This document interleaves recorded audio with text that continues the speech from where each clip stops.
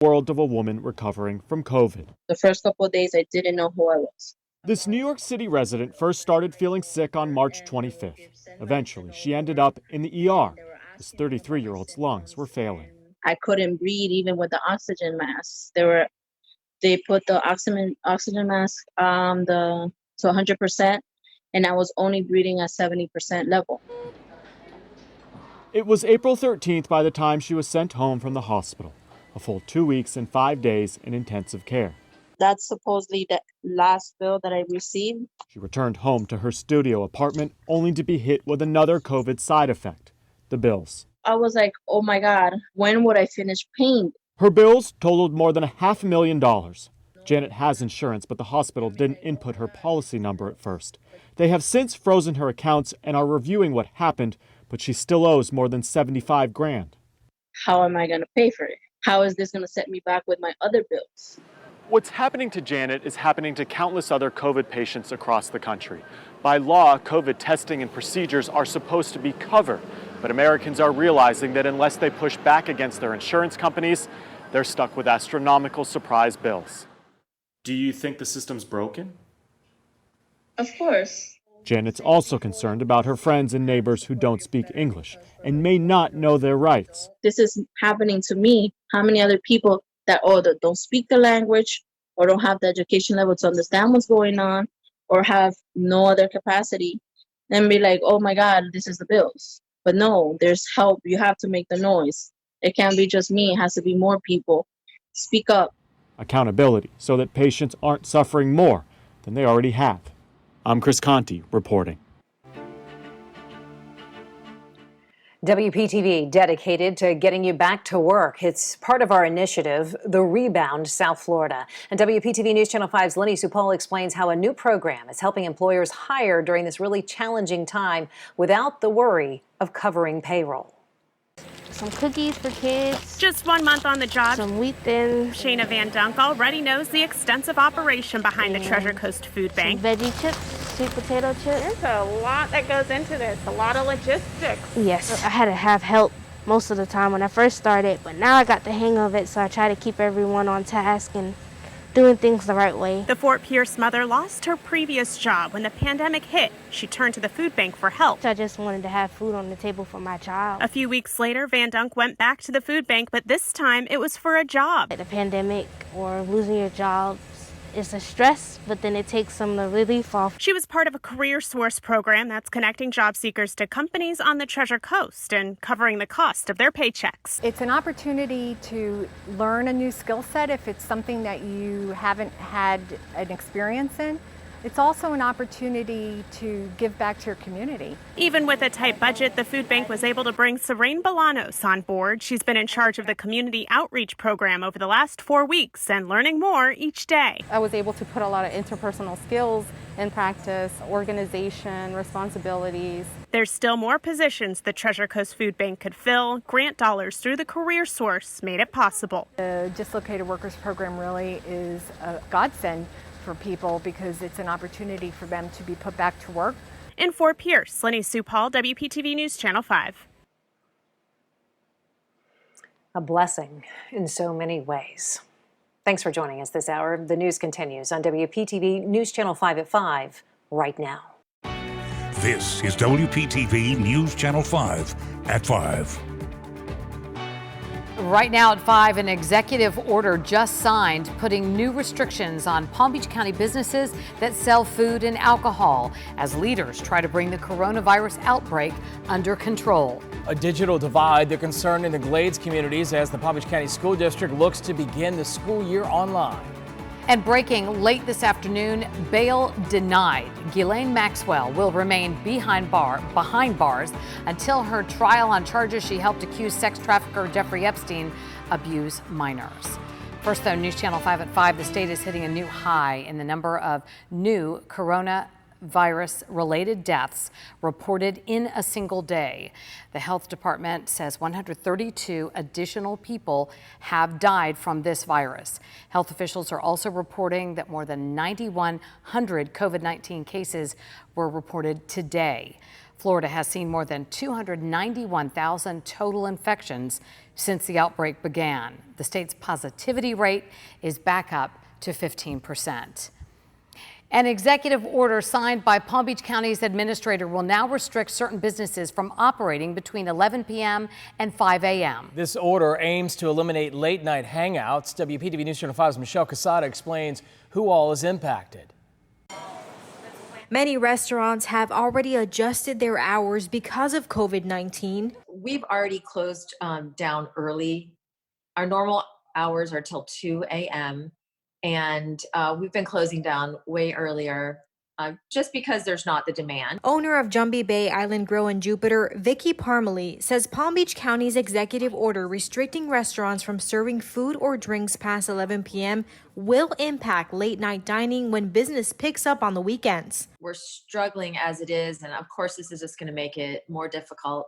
But as far as I'm concerned, the sooner that we can get back to full capacity, the better. If this helps us get to that point, then I'm all for it. Owner of Rocco's Tacos, Rocco Mangle, agrees. He says he's just grateful the county is not rolling back its reopening. I know we have a health crisis on our hands, and this is what they have to do. I'd rather have this than close altogether. The order will also include amusement parks, hookah bars and smoking lounges, kava, kratom, and other similar bars from serving between 11 p.m. and 5 a.m. Michelle Casada, WPTV News Channel 5.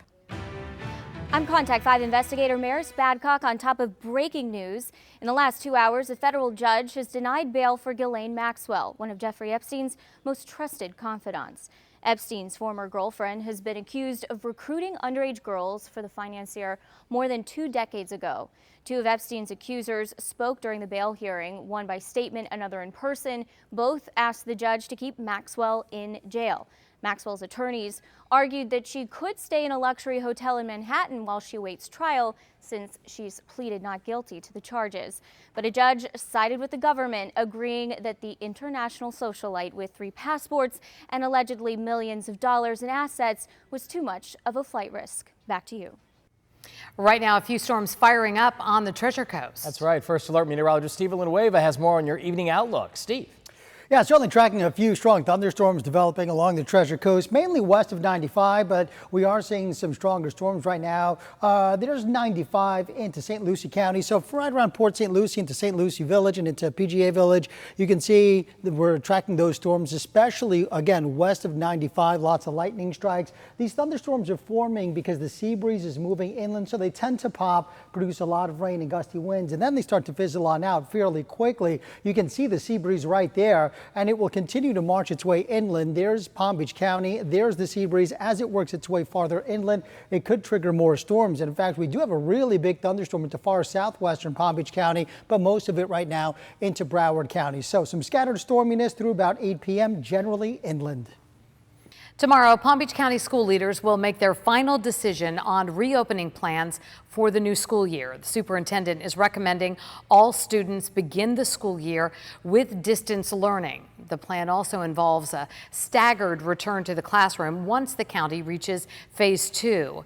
Now, if the recommendation is approved, the board will then submit its intentions to the Florida Department of Education by July 31st for final approval. Concern grows about the potential impact on low-income communities as that decision nears. WPTV News Channel 5's Sabir Rayford spoke with community leaders in the Glades about the impact of the digital divide. Tammy Jackson Moore is used to speaking up.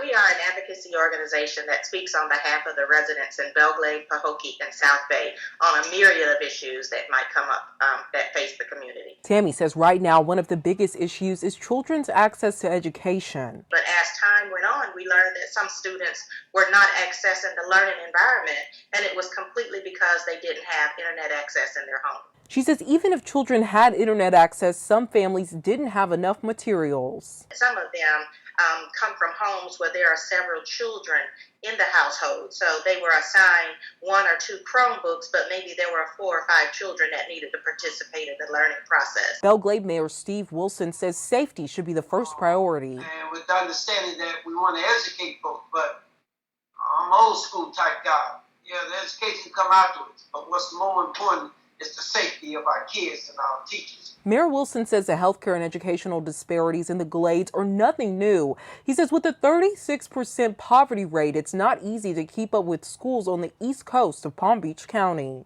Hey, we make the best of what we have, and I'm confident that the powers to be will ensure that we get the resources to take care of our school.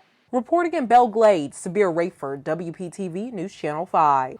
For a second time, the Indian River County School District is extending the deadline for parents to decide how their students will go back to school in the fall. Parents will now have until Friday to make a selection from one of three options, and those include a traditional return to the classroom.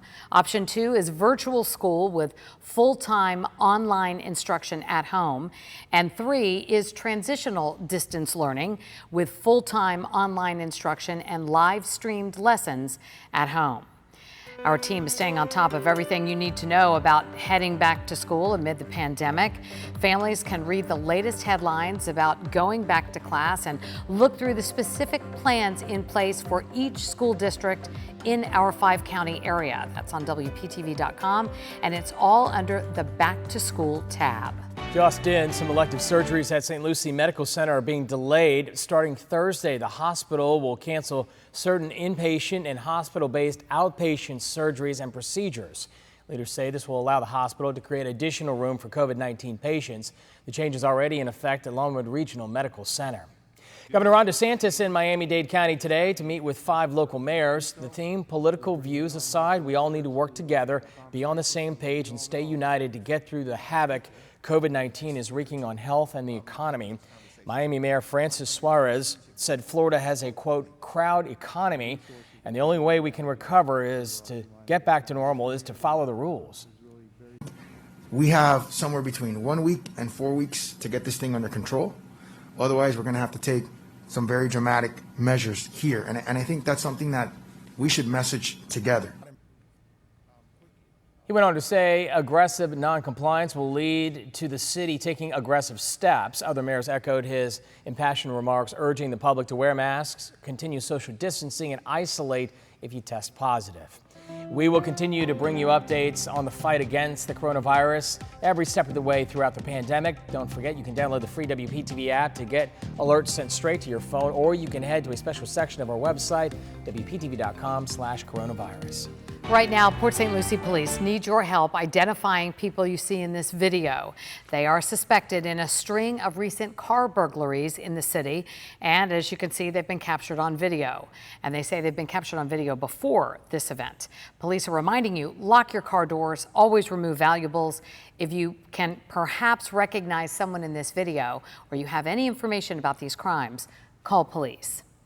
New details about the moments leading up to a deadly crash that shut down Belvedere Road at Australian Avenue for hours overnight. According to West Palm Beach Police, officers were trying to stop the driver of a Nissan Frontier 20 minutes before the crash happened. The driver, identified as Trayvon Mitchell, failed to stop and continued driving. Officers say they did not chase after Mitchell, but police say Mitchell ran a red light and crashed into a Honda Civic, killing an 18-year-old and his passenger. Right now, Mitchell is only facing charges related to the earlier incident. Election day is less than 4 months away, and Florida may have low voter turnout with one of its largest populations, Latinos. They make up more than 26% of the Sunshine State, and political experts believe they lack voter enthusiasm this year. As our state capitol reporter Forrest Saunders found out, securing the Latino vote could be a key to the White House. A new voter participation center survey of 1,200 Latinos across 6 battleground states, including Florida, shows the population isn't very enthused about the 2020 election. Less than 60% saying they definitely plan to vote. This is a warning. This is a call to action for these campaigns. Paige Gardner chairs the nonprofit. Its research is especially concerning for Democrats, she says. In Florida, they've been relying on a message of trashing President Trump to encourage turnout. Whether it's because lack of health care or they are losing their jobs, and this president has done nothing to try to help. Gardner's data shows it isn't resonating as much as it could. While Joe Biden is winning Latinos 2-1, Hillary Clinton had more Latino support in 2016. You need to listen to these communities. communities. You need to talk to these communities, and you need to make sure that they exercise their power at the polls because they have a lot of power. Democrats and Biden backers also making fewer connections with Latinos. The survey showing more have had contact with Republicans and Trump supporters, an achievement the state GOP touted on Twitter after recently making its 10 millionth call. We were able to turn the campaign into an incredible digital operation at the drop of a dime. Joe Biden, on the other hand, is just discovering some of the states and target states. He's just now ramping up. At the Capitol, Forrest Saunders, WPTV News Channel 5. Time is ticking to file your taxes. All new at 5:30, we're going to take a look at your options if you're hoping for a break. After another weekend of floods, people living in one Martin County community are fed up. Tonight, the county lays out its plan to solve the problem for good. And a win for international students who faced deportation if schools turn to online classes this fall. And First Alert meteorologist Steve Villanueva has your most accurate weather forecast in just minutes. This is News Channel 5 at 5. Thanks for making WPTV South Florida's most watched television station. Now is the time to take the warnings seriously. You'll want to hear the alarming message from doctors who are talking about the long-term effects of COVID-19 in younger patients. Start your hump day off with a look through the eyes of Chopper 5 over breaking news and traffic, and of course your WPTV First Alert forecast. It's 4:30 to 7 a.m. tomorrow morning here on WPTV. Late this afternoon, the Trump administration rescinded a rule that would have forced international students to leave the country if their colleges hold classes online this fall. The change comes after the administration was sued over the new policy by Harvard and MIT. The announcement was made just as a court hearing was getting underway on the challenge. A new village hall could soon be built in Royal Palm Beach. Village council members are expected to vote on the plan Thursday night. This plan calls for the new building just south of the current village hall. It would cost about $6.5 million, and if the council approves the plan, construction would begin in August of 2021. If you live in West Palm Beach, expect to pay more in property taxes next year. Commissioners voted last night to cap next year's property tax rate at the same level last year, meaning homeowners will pay up to 5% more than before. Commissioners could reduce that rate at their September meeting when they set the budget for the upcoming year. Martin County is laying out its plan for a permanent fix after severe flooding damaged a number of homes in the Hobe Heights community. More than 50 homes are at risk if nothing is done. WPTV News Channel 5's Ryan Hughes digs deeper into what's being considered to help struggling homeowners. In the Hobe Heights neighborhood, pumps are still running, and the water line can be seen on this wooden fence outside David Cram's home. The flooding has receded, but the frustration has not washed away. I have dogs. I have my mom who's over 70. We're concerned about the pandemic. It's bad enough I got to worry about walking out my front door and stepping in toxic stuff. Public Works telling Martin County commissioners 20 homes in this neighborhood were damaged after unrelenting rain last month in Hobe Sound, but the flooding returned this past weekend. None of us can start rebuilding right now because you could start and the house could flood again. The county has applied for a state grant and FEMA funding to help pay for an $8.6 million project to build a formal pump station, elevate the roads, and increase the retention pond capacity to prevent repeated flooding. But 13 homes would still be vulnerable, and the county would buy them out. I think it's awful. I think trying to force people out of their homes is ridiculous. And the Department of Emergency Management has expedited its request, and we're told will review the funding within 90 days. But the county would still be on the hook for 20% of the $8.6 million. So commissioners have asked staff to create a capital improvement project and to also apply for other grants. In Martin County, Ryan Hughes, WPTV, News Channel 5. Some Florida sheriff's deputies got quite the surprise when they pulled up to help a stranded driver. This is on I-75 near Gainesville. And take a look, that big guy there, it's basketball star Shaquille O'Neal. Deputies say O'Neal had pulled over to help a woman whose tire had blown, and they say he stayed with her until help arrived. Before he drove away, O'Neal made sure to give the deputies a fist bump. There you go, Super Shack, back in action. Weather-wise, yeah, certainly another hot one today, back into the lower middle 90s. Didn't break any records nor tie them, but it was certainly quite warm and sticky. But over the next couple of days, the pattern is going to start to change. We're going to see an onshore wind flow, and temperatures should be more seasonal, which is right around 90 degrees. Still hot, but just not 95 hot. All right, so there's a live look across the Palm Beaches. Lots of sunshine, but we are tracking a few thunderstorms, mainly along the Treasure Coast and west of 95. Temperatures still in the low 90s in some spots. Much cooler, though, along the Treasure Coast. That's because we had some rain there. Notice the difference, though. The feels-like temperatures into the Palm Beaches, still feeling like the triple digits, but where we're seeing the rain into parts of St. Lucie County and Indian River County, feeling considerably cooler. Otherwise, right now, the winds generally out of the south-southeast, but over the next few days, again, starting late tomorrow afternoon, that's when the winds will shift. We'll start off the morning with an offshore flow, but then the winds will go easterly, and they'll stay easterly after that for several days, right on into the weekend and into early next week. So right now, we are tracking some thunderstorms, again, mainly west of 95 into Martin County. There's Indiantown. We do have a thunderstorm that popped right up there, right along the I-95 corridor, and we also have a thunderstorm getting weaker around Port St. Lucie and PGA Village. These storms are triggered by the sea breeze. The sea breeze moves inland and it fires up these storms, so they get intense pretty quickly, but then they quickly rain themselves out, so they don't last longer than half an hour or so. Now, in the meantime, into Palm Beach County along the coast, all is quiet, but notice there goes the sea breeze, and you can see some thunderstorms starting to develop, and we will continue to watch some showers and storms develop into interior Palm Beach County, closer to the lake as we head into the next several hours. The bigger picture looks like this: high pressure in control in the Gulf, and that's going to keep us, for the most part, on the lower end of rain chances as we head into the next 2 days. But then after that, we're going to start to see a lot of tropical moisture come in on those easterly winds as we head towards Friday, Saturday, and into parts of Sunday as well. But at least for Wednesday and Thursday, about a 30 to 40% chance of seeing those showers and storms. But that really increases Friday and Saturday as an area of lower pressure makes its way closer to South Florida. And temperatures, notice, they do start to come back down to seasonal levels as we get those easterly winds. So high pressure dominating across the Gulf. Tomorrow, once again, the highs in control. Therefore, rain chances on the lower end. But then notice this right here. This is an area of lower pressure. And by the time we get to Friday and Saturday, that's when this low is moving through. And that's when we're going to have a good chance of seeing some thunderstorms, widespread thunderstorms with some locally heavy rain and some strong gusty winds. Overnight tonight, just a couple of isolated coastal rain showers, temperatures dropping into the 70s. And then as we head into tomorrow, 92 degrees, hot and humid, with about a 40% chance of showers and storms. Then the easterly winds kick in, and you can see temperatures where they should be for this time of year, but rain chances really going up Friday, Saturday, and into parts of next week.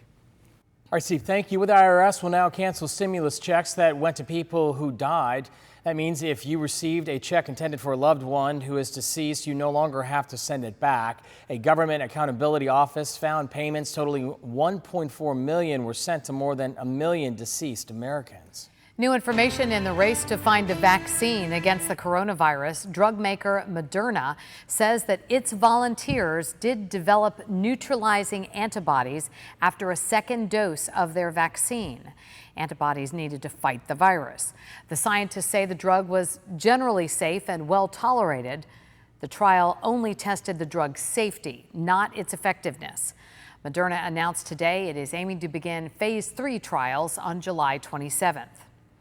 Still ahead today, the surge in new cases has a vacation hotspot turning away out-of-state visitors for another 2 months. And all new at 5:30, it's not too late. Hundreds of workers are needed. Tonight, we'll introduce you to the companies that are hiring.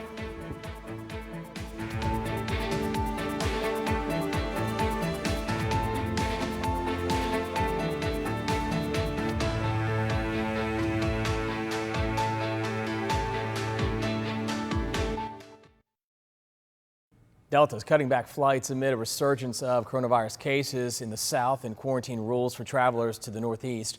The airline had planned to add 1,000 flights a day in August, but will instead only add 500. It just posted a $2.8 billion loss, its worst since 2007. Hawaii will not allow out-of-state visitors for at least another month. The governor there announcing that travelers could begin visiting the vacation hotspot starting September 1st. Once the restriction is lifted, travelers must provide a negative COVID-19 test taken within 72 hours. Without one, you'll have to quarantine for 14 days. Stores and malls were already struggling before the pandemic, and now researchers are estimating they're going to take an even bigger hit. Before the pandemic, Coresight Research estimated about 25% of malls in the United States would disappear within the next 3 to 5 years. Now, the group is estimating half could close. Higher-end, luxury-type malls are more likely to survive, they say, but malls with more affordable stores and more vacancies, those are the ones likely to shut down.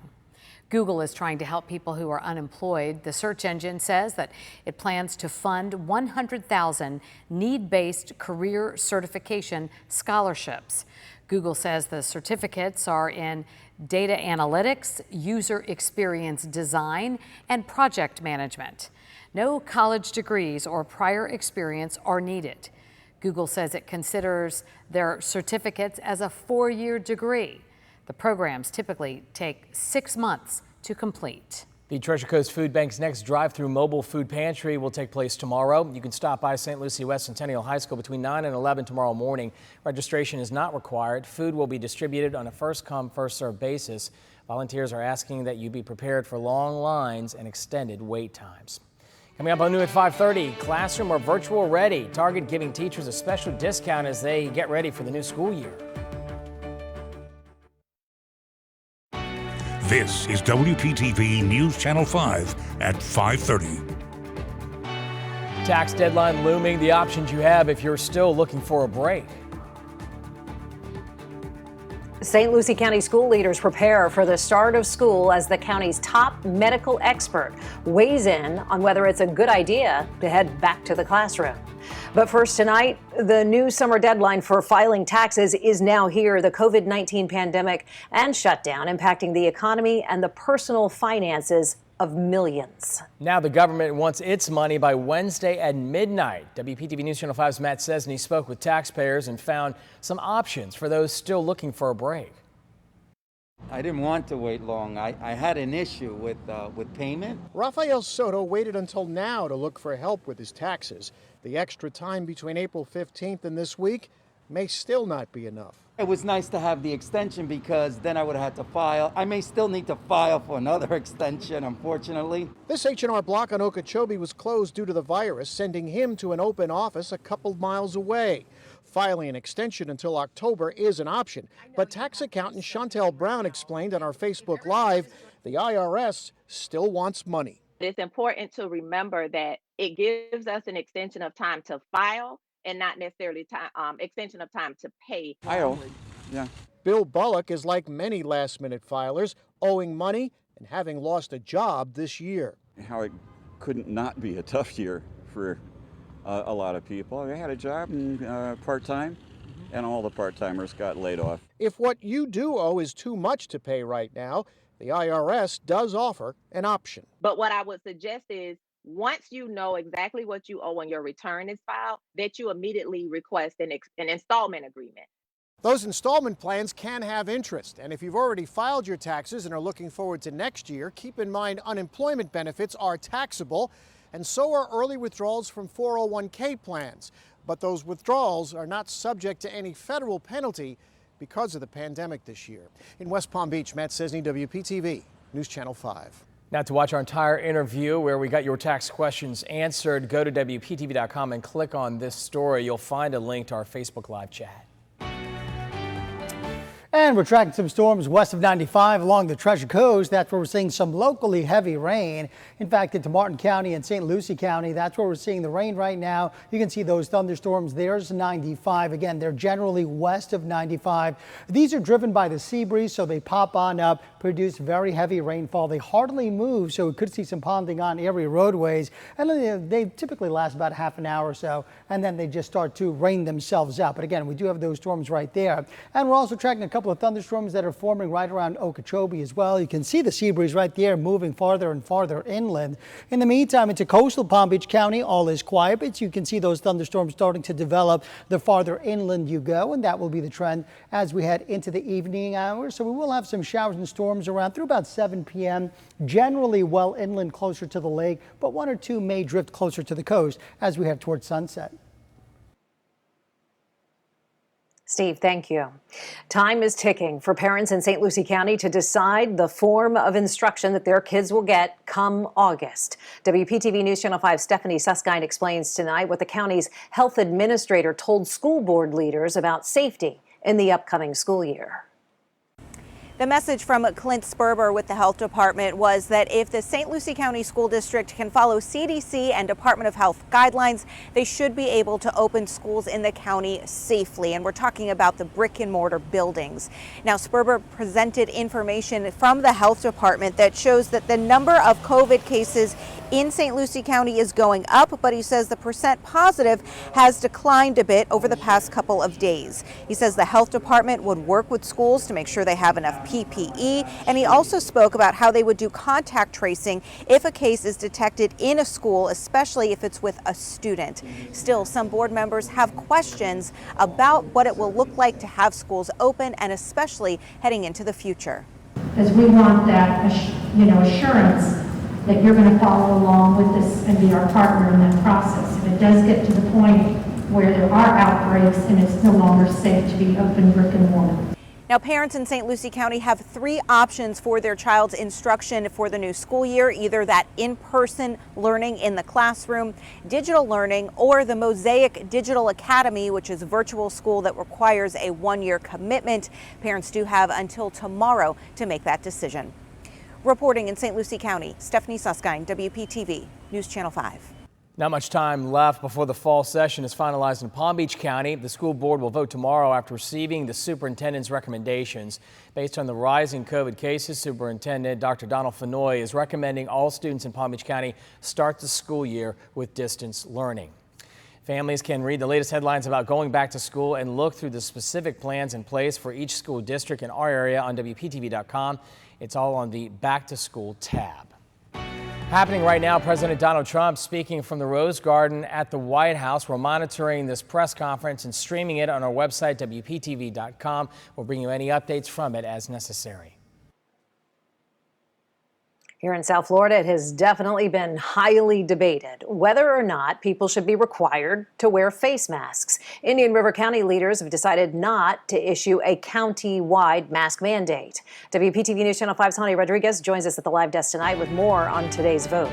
Hani? Hey, Shannon, today's decision makes Indian River County the first local county to vote against a mask mandate that would have required everyone to wear a face mask inside all public buildings and businesses where social distancing is not possible. Still, though, Still, masks will be required at a number of locations that include government facilities and county transportation.